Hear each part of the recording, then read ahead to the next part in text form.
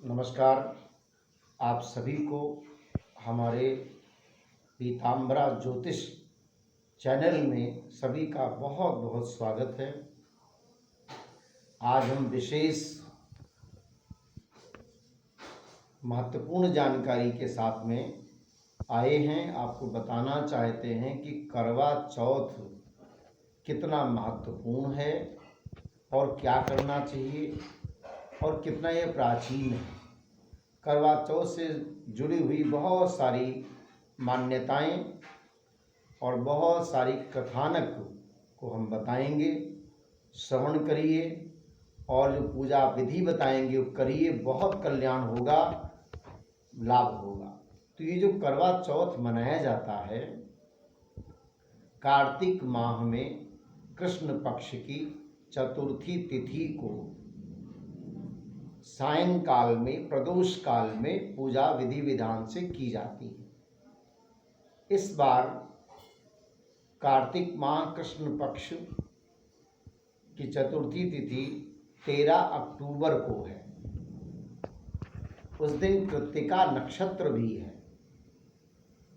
सारी रात तक कृत्तिका नक्षत्र रहेगा। कृत्तिका नक्षत्र का स्वामी सूर्य, बहुत अधिक कल्याण की स्थिति रहेगी और कई तरह के लाभ हैं। जैसे पंचांग की बात करें तो चंद्रमा उस दिन वृषभ राशि में रहेगा।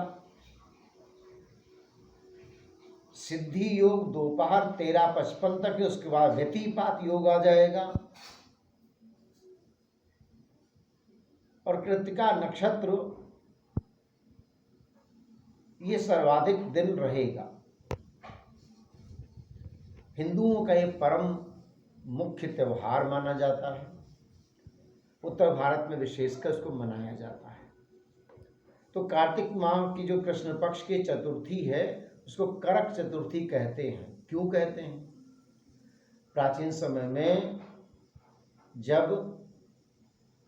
देवताओं और दैत्यों में युद्ध हो रहा था तो बार बार देवता लोग हार जाते थे। तो ब्रह्मा जी ने कहा देवताओं से कि आप सब अपनी पत्नियों से कहो कि वो व्रत रहें।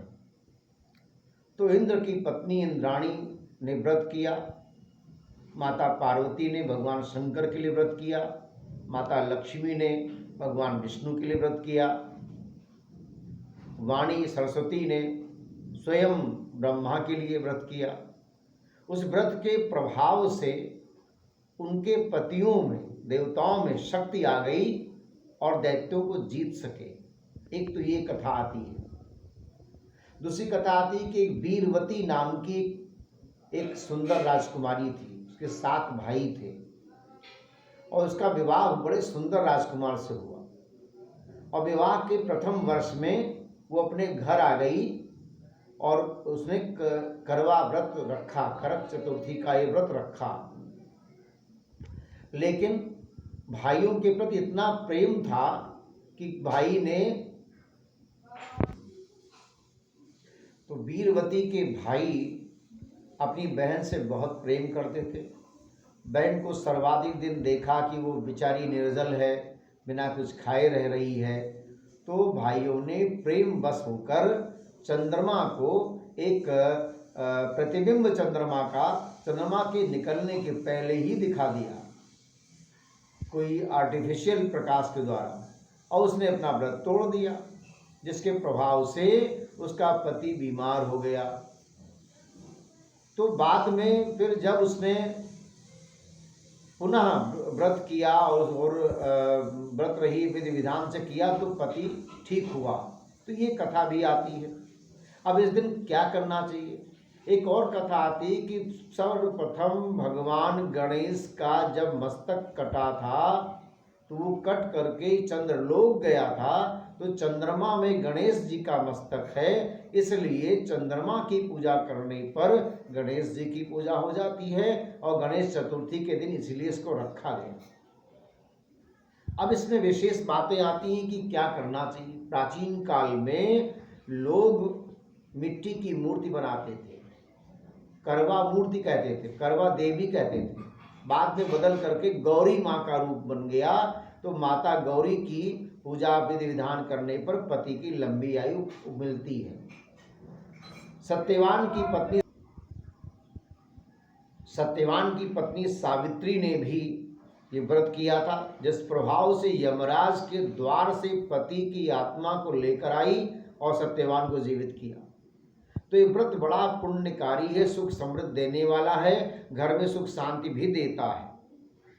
हमारे शास्त्र कहते हैं कि गौरी की मूर्ति को घर में रखना चाहिए, एक थाली में रखें, उसमें सिंदूर आदि रखें और उसमें चूड़ी आदि रखें और उस मूर्ति को सजाएं। महिलाएं कहती हैं, एक और नियम है कि सासू अपनी जो नई नवेली दुल्हन है उसको करवा दे तो क्या कहे कि सदा सुहागन करवा लो, पति की प्यारी करवा लो, 7 भाइयों के बहन वाली करवा लो, बात करनी करवा लो, सास की प्यारी करवा लो। ये राजस्थान में आज भी कहा जाता है।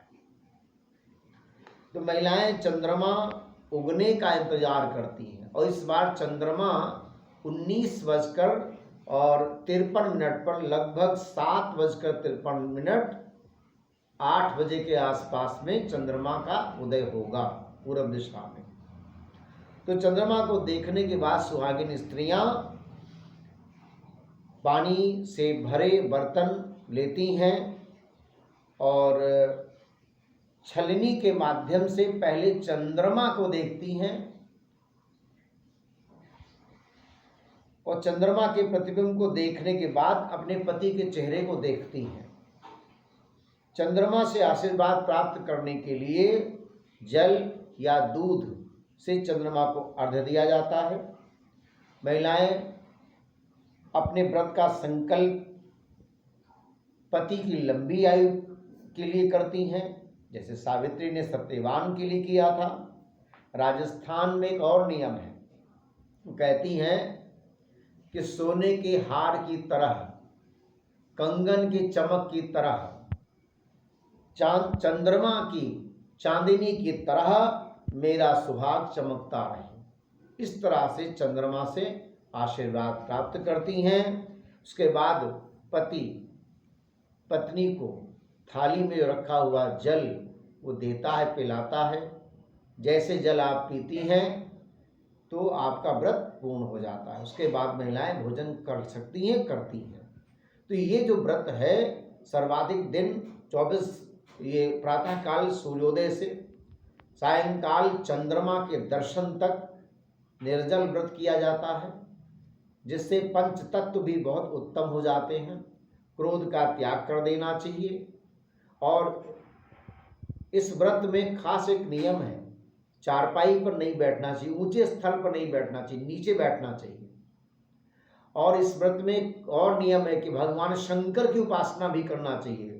सायंकाल में प्रदोष काल में चंद्रमा की पूजा, गौरी गणेश की पूजा, भगवान शंकर की पूजा करना चाहिए। हम आपको एक श्लोक बता रहे हैं जिसमें सबकी पूजा हो जाती है। पहले गंग गणपते नमः, उसके बाद में सोम सोमाय नमः, फिर एक श्लोक वंदे महानंद मनंत लीलम महेश्वरम सर्व विभुम महंतम गौरी प्रियम कार्तिकेय विघ्नराज समुद्भवम शंकरमादि देवम। इस करक चतुर्थी के दिन महिलाएं नव वस्त्र में रहती हैं, यानी नए वस्त्रों में रहती हैं, आभूषण आदि धारण करती हैं और श्रृंगार आदि करके और चंद्रमा का अर्घ्य जब देती हैं, जब श्रृंगार करती हैं तो उसी श्रृंगार की जो प्रतिबिंब है किसका है, पति का प्रतिबिंब श्रृंगार होता है। तो श्रृंगार जो महिलाएं करती हैं, चंद्रमा आशीर्वाद देता है कि हे स्त्रियों, तुमने श्रृंगार किया है, मेरा दर्शन किया है, मेरे दर्शन के बाद पति का दर्शन किया है, इसलिए आपके पति की लंबी आयु मैं देता हूँ, ऐसा चंद्रमा कहता है। कई शास्त्रों में इस तरह का वर्णन मिलता है। तो आप सभी लोग को बहुत बहुत शुभकामनाएं और स्वस्थ रहिए, प्रसन्न रहिए, क्रोध ना करिए। प्रसन्न भाव से जब आप कोई काम करेंगे, व्रत करेंगे, तो आपकी मनोकामनाएं पूर्ण होंगी। जय सिया राम।